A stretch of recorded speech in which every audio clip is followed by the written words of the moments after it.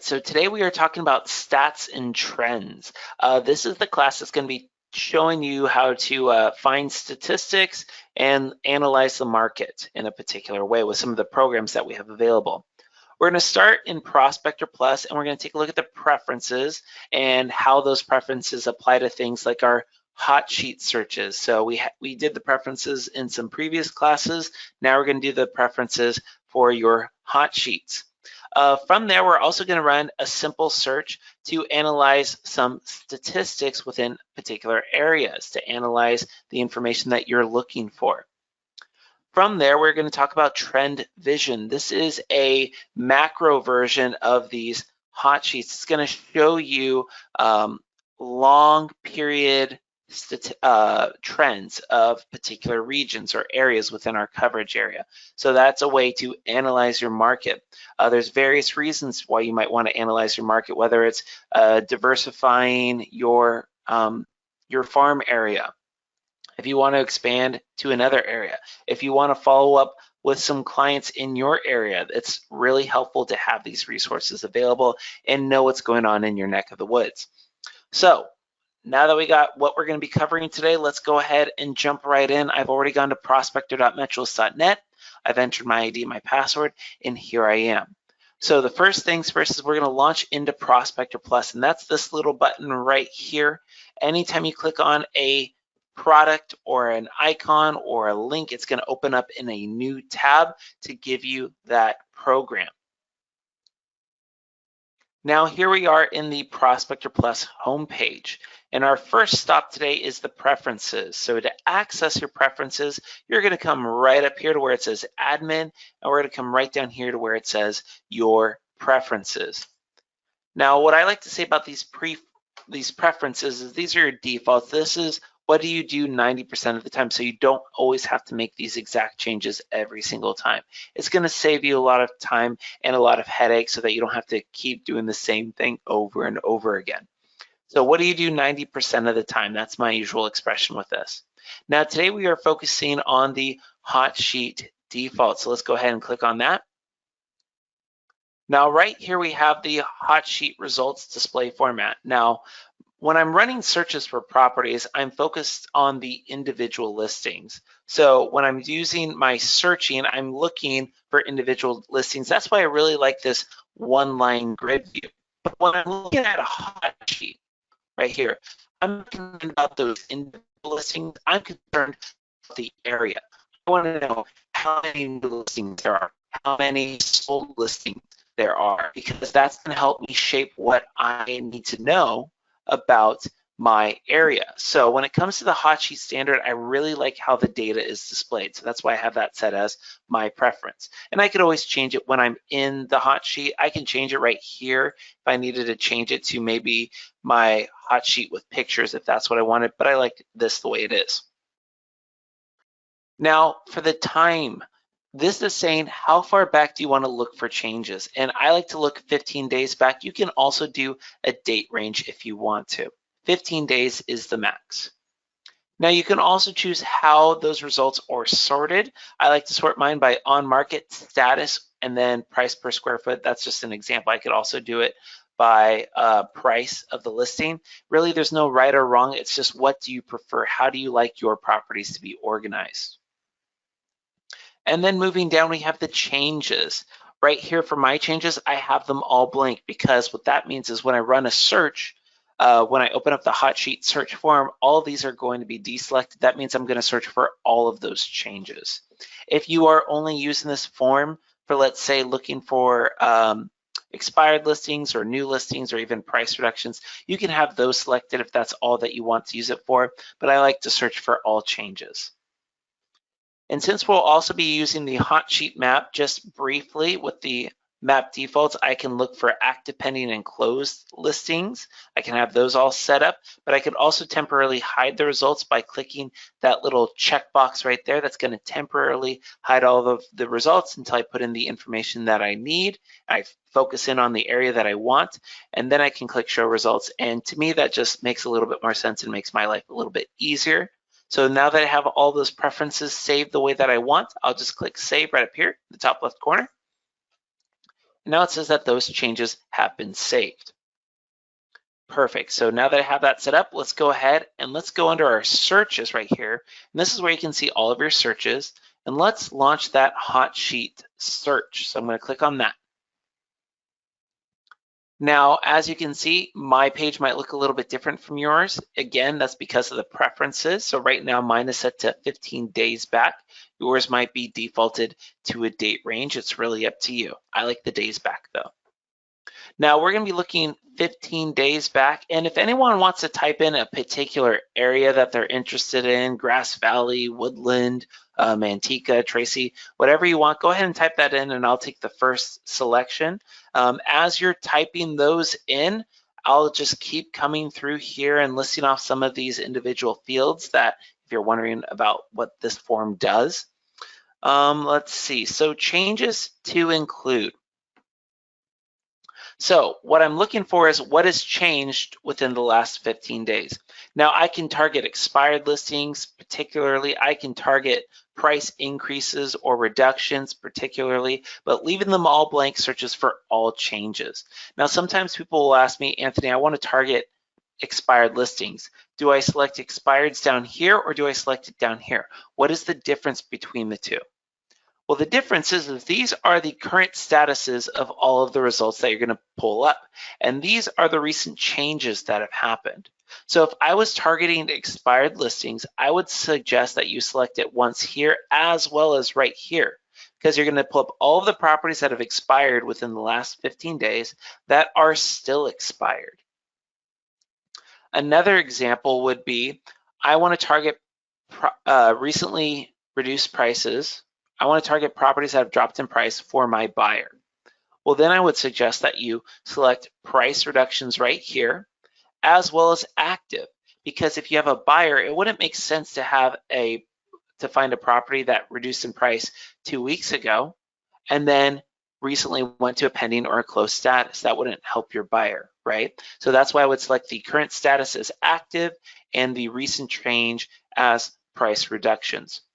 Now, I did mention something earlier about both of the expired listings. I do want to point out just a little disclaimer that once a property becomes expired, it remains that way.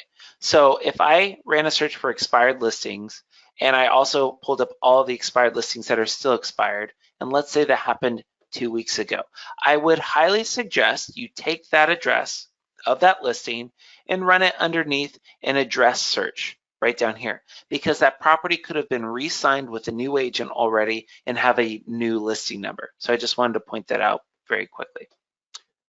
All right, and as we're moving down, let's see, we have the special listing conditions. Those help you, those pertain to the individual listings and any conditions that they have when it would come to buying or selling them. Things like if it's a short sale, if there's a notice of default. In today's example, doesn't really pertain to us, so I'm going to leave that blank. Now we're going to be targeting residential properties, and we're also going to be focusing on single family homes in this particular example, but you can run a hot sheet for any one of these property types or any of these subtypes. Now let's take a look to see if anyone typed anything in for the areas. I'm not seeing, no, it doesn't look like anyone's typed one in. All right, going once, going twice. All right, well, I'll pick out an area then. All right, so let's go ahead and let's focus in on Sutter Creek up in Amador County. So I could type in the code if I have that memorized. Kiyoshi asked in the Bay Area. All right, so anywhere in particular in the Bay Area? Do you want to look in like Berkeley or maybe San Francisco, Santa Cruz, or Marin County? Because with Prospector Plus, you can search within all of those reciprocal areas as well.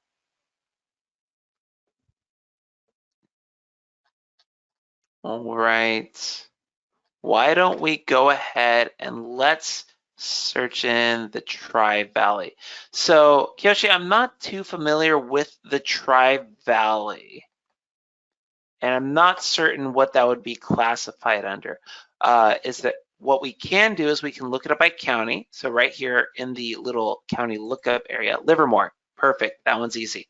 So I could type in the area, Livermore, And you can see that there's that MLS area right there. I can select it. I could also look it up by county by selecting that little lookup area. I can come down here and I could find if that area happens to be in San Benito, Napa County, Santa Clara County, and I can also select it by area. Livermore, I believe that was Contra Costa, if I'm not mistaken. No, Alameda maybe? Yeah, in Alameda County, and there it is. So I could look it up that way as well, but we'll be fine with that. So I'm gonna hit cancel. We're gonna leave it right there. Now I always suggest you run a preview count. Let's see.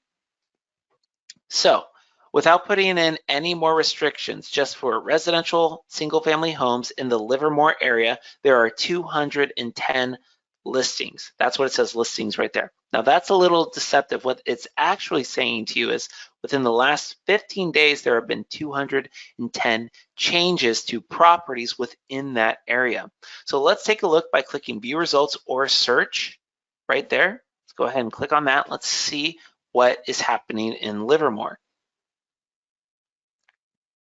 All right, so here I have my hot sheet standard report. And what I can see, by the way, you can pull up to 50 listings per page. There are 65 new listings. So out of all of these listings, they have all been new listings. They've all been listed within the last 15 days. But what I can also see is that some of these listings are already pending, even though they are in the new listing section. So if I scroll down here, we're gonna try to remember this one that ends in 812, maybe this one on 101 right there, because that one's actually entered into Metrolist. And this one is Windswept Commons. So I'm gonna go ahead and I'm gonna keep going through our pages right here. So let's go to the next page. This is the rest of the 65 new listings.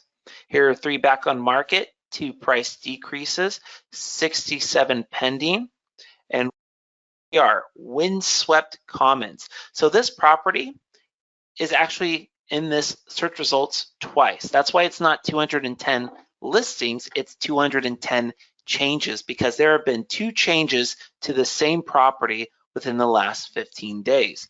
So this property, let's go back to page 1 more time.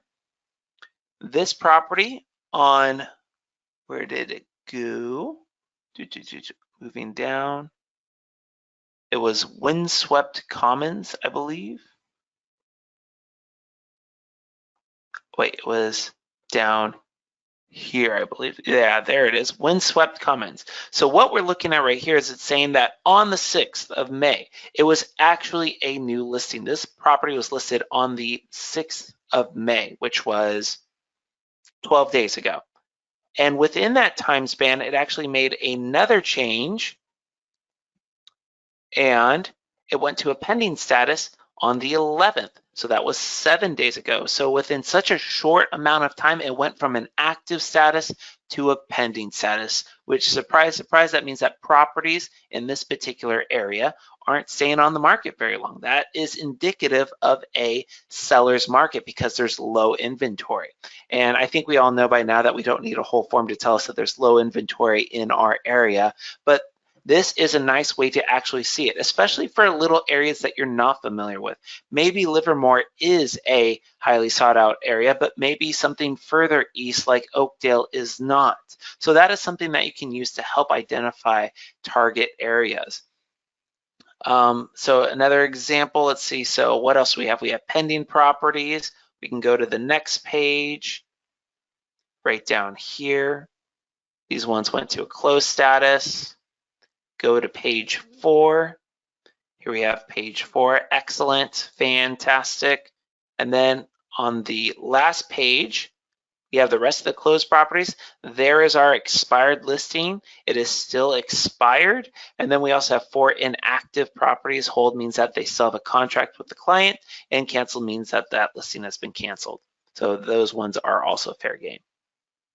So that is a hot sheet. Now, if this is something that you're running every day, maybe you come in every morning and look at your Livermore hot sheet, do you have to come in and put in that criteria every single time? Well, you absolutely don't. What you can do is you can come right up here to where it says Save Schedule. I can click on that button and I can give this a name, and I'm going to go ahead and name this Livermore. and I can click save. Another option that I can do is I can click more, and it's going to give you more options. So it still has that name, Livermore. It still has the display, but we also have the option to have this automatically emailed to us. So if I want this to be automatically emailed to me so I don't have to come into Prospector every single time, I can go ahead and change that to daily or weekly. So it runs the hot sheet search once a day or once a week. Let's go ahead and select daily. And I can change the subject line if I want to. I can change the default of how far out it's going to search. By default, it's a year. What time of the day is it going to be emailed to me? Well, what if I want it emailed at 8 o'clock in the morning? Let's go ahead and do that. 8 o'clock in the morning. There we go. Have that sent to me at 8 a.m. every morning. And it's going to be sent to me as the agent, but I can also add additional recipients. So if there's a client that I'm working with and they just want to receive those soft notifications of the area, I can do that. If I'm working with another agent in my team, I can also have it sent to them. I also have the sort options that I can change for this particular search as well. And once I click save, now it's been set up and I could receive those notifications when once a day at 8 o'clock in the morning. It's going to let me know if there are any changes to the Livermore area within the last 15 days. Now, if I find that I'm not really concerned with Livermore anymore and I want to get rid of that and I want to stop receiving those email notifications, I can come right in here to where it says save and schedule, and I can click more. And here's where I can change that. That's one way to do it. Another way to do it would be to come right up here to where it says searches. I can come down to my saved hot sheets, because you can save up to 250 hot sheets, but I'll just click on that. And right here it says manage saved hot sheet searches. So I select that and I would just come down to where it says Livermore. Come all the way down, I would find it. This might be easier. Just type in Control F, Livermore, there it is. I can revise it, and I could also revise the schedule. Maybe once a day is too much. Maybe I just want to switch it to once a week. And I could also turn this search off altogether, or I can delete it. And then I'll click save, and now I don't have that saved hot sheet anymore. So as I mentioned, you can save up to 250 hot sheets. You can schedule them so that they automatically email you, your client, your coworkers, whatever you need. And that's a great way to analyze the market and see what's going on. Well, let's take a look at a different example. Let's take a look at the hot sheet map. So under searches, you also have the hot sheet map, and I really like this option as well. So what's nice about this is that it uses the interactive map. Show results, and you'll see all of the 196 properties that have changed within the last 15 days. You can specify right here under search criteria all of those changes if you wanted to focus on a particular change, all of the amenities if you wanted to narrow down the property type, like for example, single family homes. That's an example. But because all of the changes are blank, and because all of the statuses are blank, it's going to pull in all changes and all statuses, which is what we want. Now let's put in an address. Now this is a Google search bar, so if I type in any address, Google's going to take me there. One really great reason of using the hot sheet map is for your open houses. So let's say I'm having an open house at 2003 Howe Avenue. And I type in that address, and there it is. There's that address, and that's just Google's way of saying, hey, is this the address that you're looking for? I'm going to click yes. And Google put a nice little pin there for me. Now what I can do is I can add a radius to narrow in those search results. So let's say I want to look within a mile of this area, because that is what I'm concerned about. I can also click on that little pin, and I could do maybe a half mile, if that makes more sense. And with all of these shapes, I can click edit, and I can actually remove one of these too. I can just click on that, click on this shape, click on that X, it removes it, so I can get rid of it. I can even draw a shape, and I can create my own custom area. So let's click that pencil, and I did that kind of quickly, so let me slow down. All I do is I click draw, I click on one of these little tools. So if I wanted to also look within this area, I have the pencil selected. I just left click and drag, and I can search in that area. So as that's loading, there are 19 properties within these two areas. I can go ahead and show those results, and I can see all of those changes. So if you have an open house and you're not really familiar with the area, or if you just want to be prepared at your open house and somebody comes in and says, well, I just found this great property down the street. This is a great way to analyze the area and see if that property is still active, or see if what is happening in that market area, that these properties are going to be moving fast. So you really need to make an offer. So this is great. It shows me that this property is active. It shows me that this one over here is pending, but it really doesn't show me much about the market.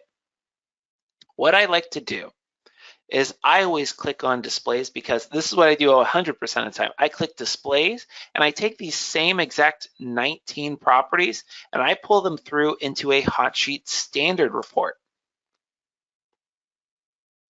So I'll click on that, and that's going to load, because to me, I want to know what are the changes that are happening. And also what you can see is it jumped up from 19 to 22. That is telling you that there are properties that have changed multiple times. So that's these ones right here, for example. This one on Joan Way and Meadowbrook Road, they were active on the 6th and the 11th, and they've already gone to a pending status. So Joan Way, they went to a pending status on the 12th, which is 6 days later. And then what was the other one again? Meadowbrook Road, that one went to a pending status on the 14th. So that's 3 days later. It was on the market for 3 days before somebody put an offer down on this property. Now there's always exceptions. These properties could have been priced just really low and somebody swooped in on them. But really what I'm seeing is that there are a lot of properties not staying on the market very long. So it definitely is a seller's market. Now, just like before, we can save this as a saved hot sheet. And what's nice about that, let's go back to our map, is that if I come up right here where it says save and schedule, it's actually going to save these drawn shapes, so I don't have to draw them every single time. I just click save schedule, give it a name, let's say open house, give it a little date just so it's easier to identify. And right here where it says display, I can actually choose the default display that I can see it in. So right now it's set to map view, but I can have the default view be the HotSheet standard. And now when I come back and click save, it says that that search has been saved. Let's go ahead and go home. Now, just like before, if I want to rerun that hot sheet, all I have to do is come right up here to where it says searches, saved hot sheets. I click on that. And this one was named Open House 518. I'm just going to scroll all the way down to O for Open House. Right there it is at the bottom. I could manage it, move it up the list if I want to, but if I click on it,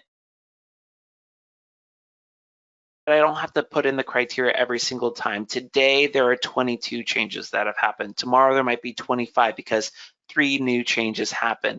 The following day, there might be back down to 20 because 5 of those changes happened 15 days ago and they fell off. So again, it's updating the information. It's only saving the criteria right there.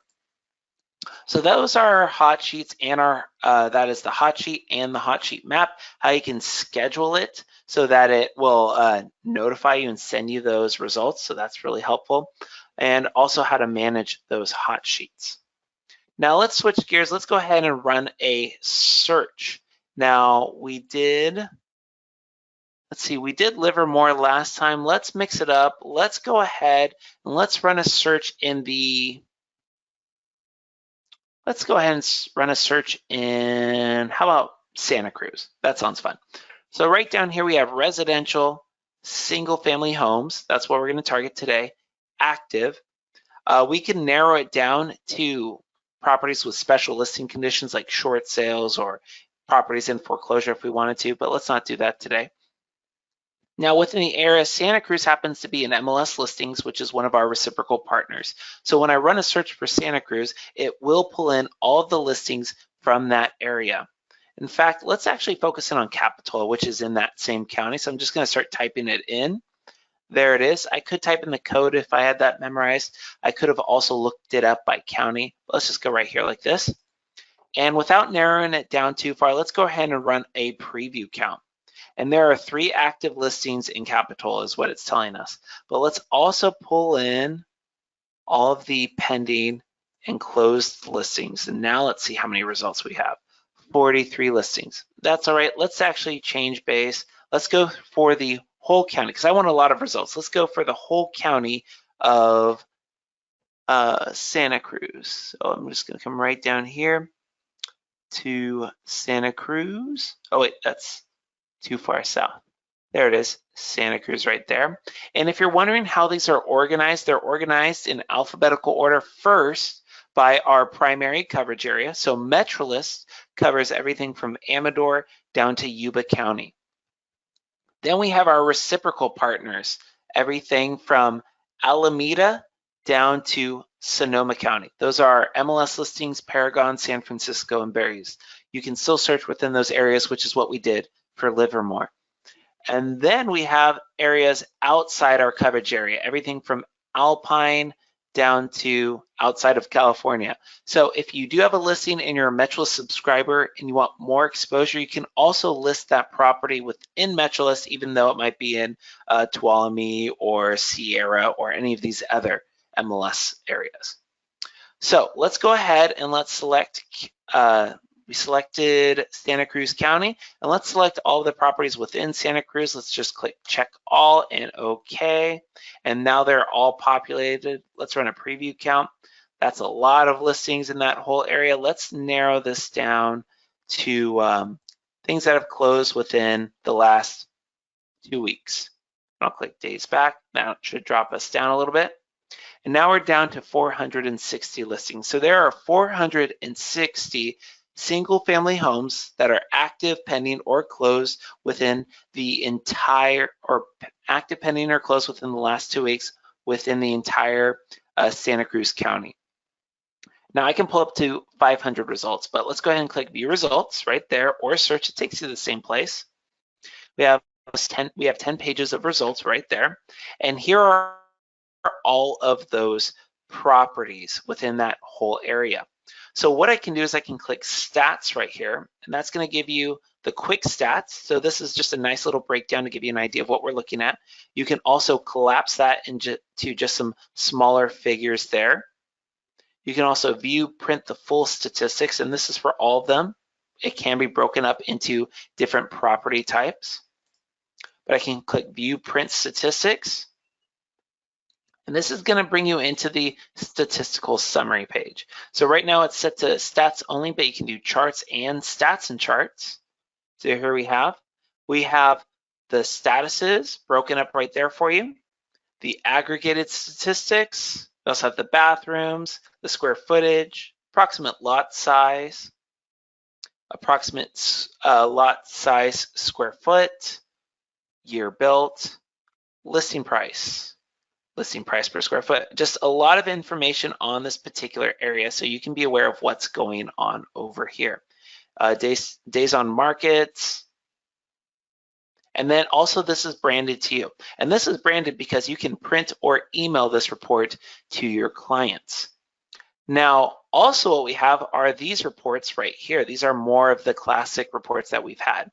So we have things like the area market survey by area, the market statistics report, the statistical market analysis, inventory counts. You have all of this information right here. So let's go ahead and check out this one, and we can click submit.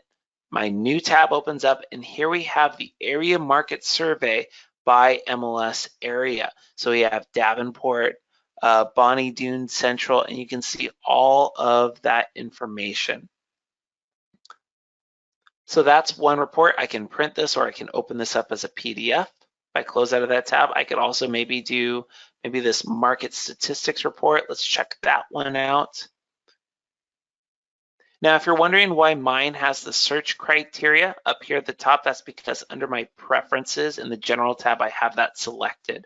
But again, You can print this. You can also open this up as a PDF and download it if you want to. It's really up to you, but it's a way to see what is going on with a particular. Go back to our summary, and let's go back to our list. So that was a search that we ran for that area. Now let's go ahead and let's go back to our standard search and let's do something a little bit different. Now, as you saw before, we pulled up a search results of 460, and you actually cap out at 500 listings per page. But what if you want something bigger? What if you want, for example, the entire Metrolist coverage area? So let's go ahead and do residential, single family home, active, pending, and close. Let's keep that with the last 30 days. And let's put in, let's look by county and the entire Metrolist coverage area. What I'm going to do is I'm going to select all of the Metrolist counties right there. All right, and then I'll just click check on. That's going to select all of the MLS areas within all of those counties. I'll hit OK. It's going to populate right there. Let's run our preview count. That's loading. So 12,705 listings that match that search criteria, much more than 500.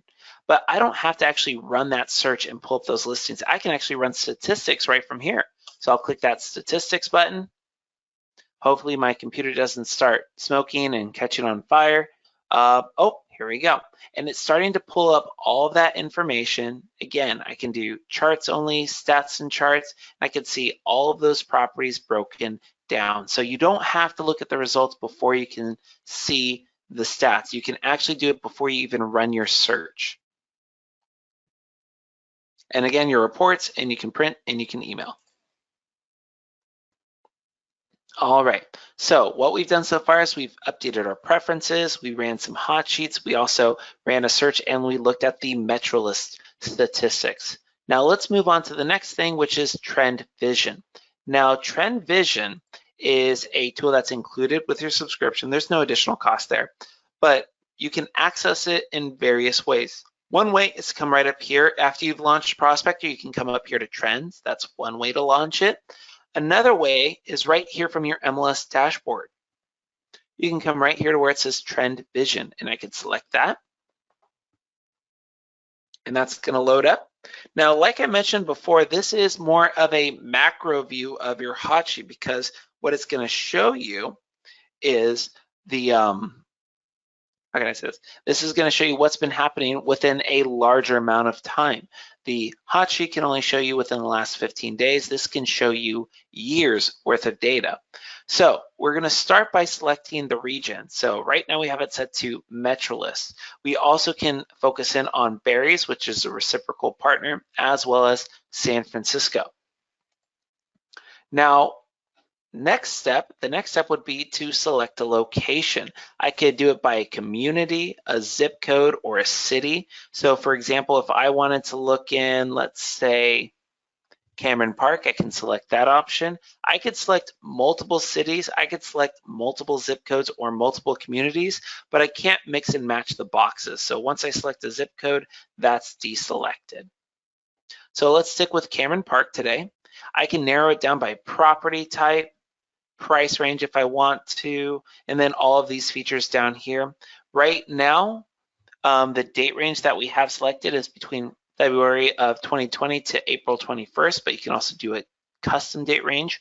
You do have to have between 6 to 25 periods. That means 6 to 25 dates. I'm sorry, months. So you can go as few as 6 months, but as much as 25 months to generate that graph up above. But they also have some other predefined ones. So you can look, for example, like the last 15 years, for example, or all of these other date ranges that they have. So again, lots of options. So once I get to the bottom, I can click Show Chart down here, or I can do the same thing up above right up here. It's going to load, and it's going to bring me up my graph for Cameron Park. Now this is really cool because I can see this graph. That looks great. I have 5 different graphs up at the top. each one of them having with their own different subcategories, and that's fantastic. But it's been a long time since I've taken stats back in high school. So what does this actually mean? I mean, it looks like it's going up, so I guess that's good. Well, what I can do is I can hover my mouse over this market highlight, and it actually breaks it down for you. It says that homes for sale in April 2021, 10 units, it's down, homes closed, homes placed under contract, 35 units, so that's going up. So it really makes it clear and easy to understand. It also lets you use this quick guide. So if I hover my mouse right over that, and it breaks it down, gives you suggestions for like definitions. What is a for sale home? I think we all know what a for sale home is. But as we go down here, things, how to use the for sale versus sold report.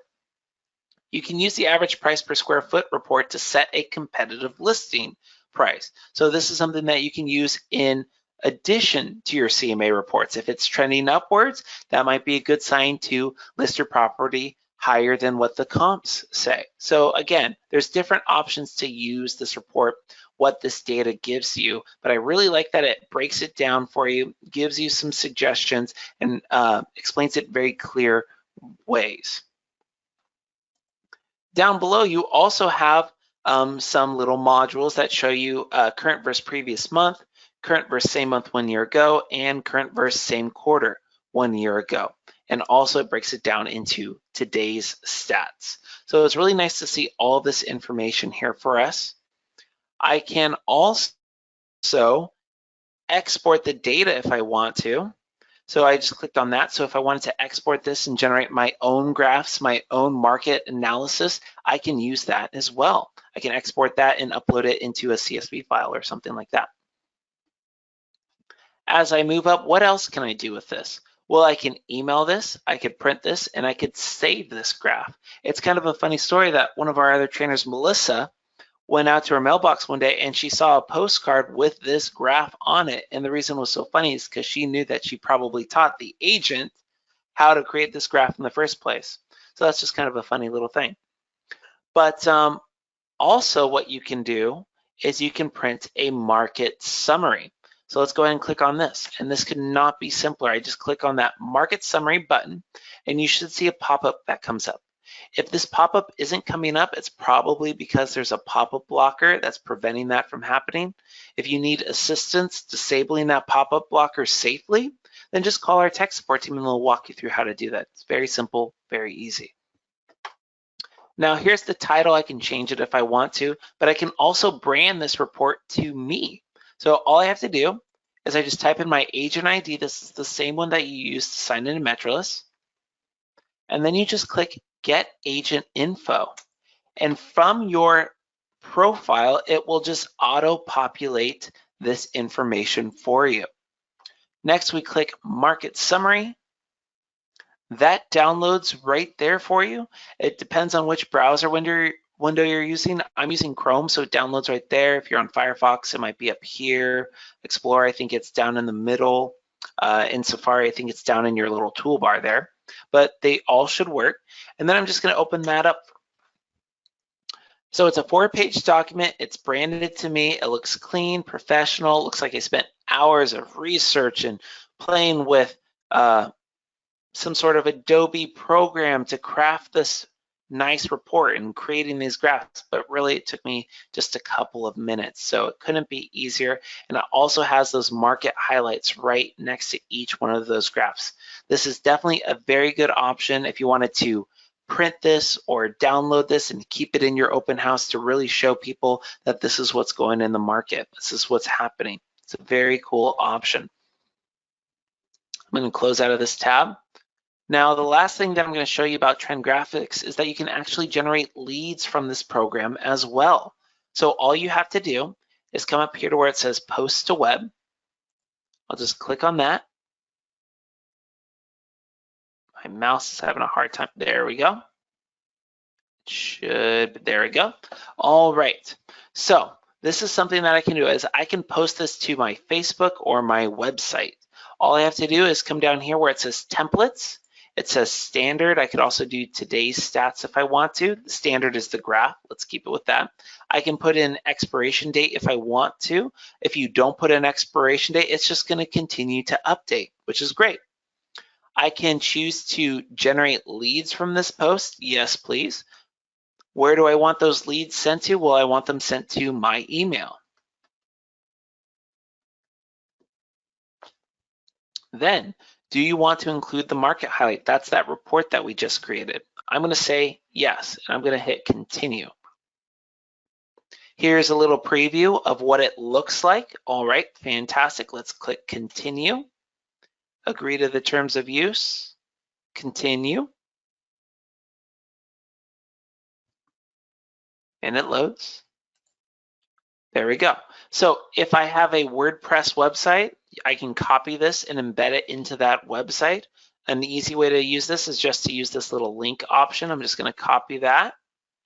And you could right click and hit Control, or you could hit Control C or Command C if you're on a Mac.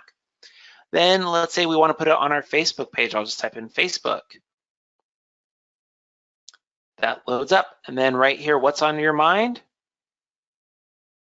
I just go ahead and I just paste that right in there, or I can hit Control V or Command V. That's going to load up a little preview. And once that preview is loaded up, I can actually delete that text and I could say something like, check this out. Now I'll click post. And that loads. Now everyone that is on my Facebook page that sees my account or that I appear in their newsfeed, they're going to see this, check this out, and they're going to see, oh, okay, what's Anthony posting about today? So they can click on it. It says, all right, Cameron Park, that looks cool. What does that mean? Oh, well, but right here it says, click here for your neighborhood information. So if I pitched Cameron Park as a up and coming place to let me know if they're interested in looking for homes, and I could say, okay, well, that graph looks kind of cool. Really, right on.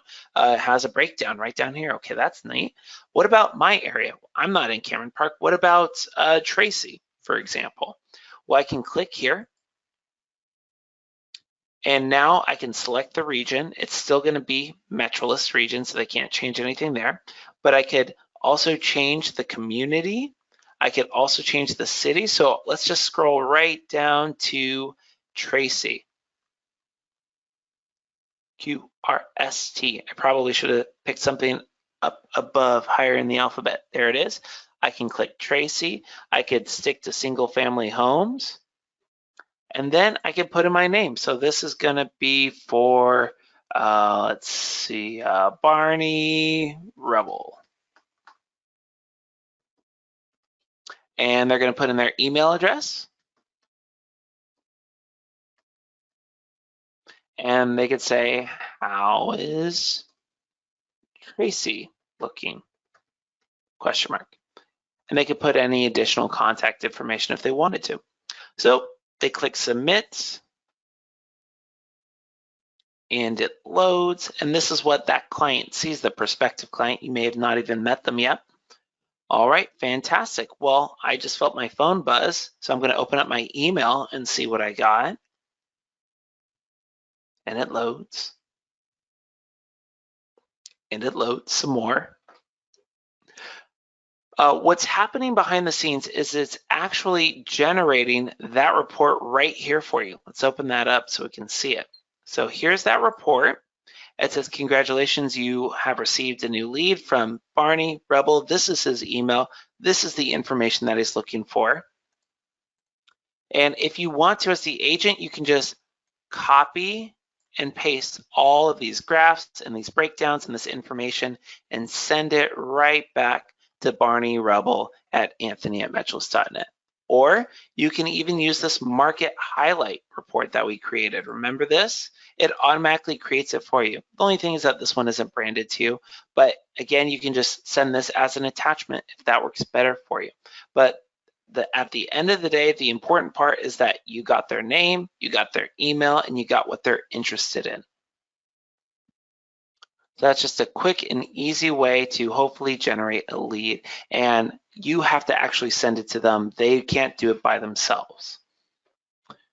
All right, So let's go ahead and come back here to our trend graphics, and then let's hit close. So we talked about a lot of stuff today, a lot about your market, how to analyze it. What do we do? Let's pull up our PowerPoint, just make sure we didn't forget anything.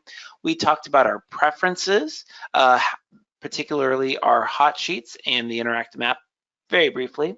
We ran a couple of hot sheets with the hot sheet standard report and the hot sheet map, and we saved those hot sheets. We also scheduled them for automatic emails. We've ran searches and we created statistical reports from those searches. You can do that once you're looking at the results, or also you can do that once before you even run your search. We also looked at the Metrolist Quick Stats as well. And then we also finished up with Trend Vision, how you can generate those graphs to look at the macro view of what's happening in a particular area, as well as use it to create a market highlight report or even generate leads from posting that module on your Facebook page or your website. Don't forget that all of these webinars are recorded. You should receive a follow-up email from GoToWebinar about an hour or so from now, and that will have the link to rewatch this recording if you need it. If you don't receive it for whatever reason, give our department a phone call. This is the Metrolist Training Department's phone number. You can also email us. If you need immediate assistance and we're not answering quick enough for you, that's probably because we're in the middle of a class and we can't answer it. Call this number minus the extension that takes you to the main line. From there, you can talk to tech support. They're available 7 days a week, Monday through Friday from 7:30 in the morning till 6 in the evening, and Saturdays and Sundays from 9 in the morning till 3 in the afternoon. So they are also available to help you. I want to thank you for hanging out with me today and learning a little bit more about your system. I'll stay on the line just in case anyone's writing this down or if anyone has any more questions. But if not, please have a fantastic day, and I hope to talk to you all real soon. All right, thanks. Bye.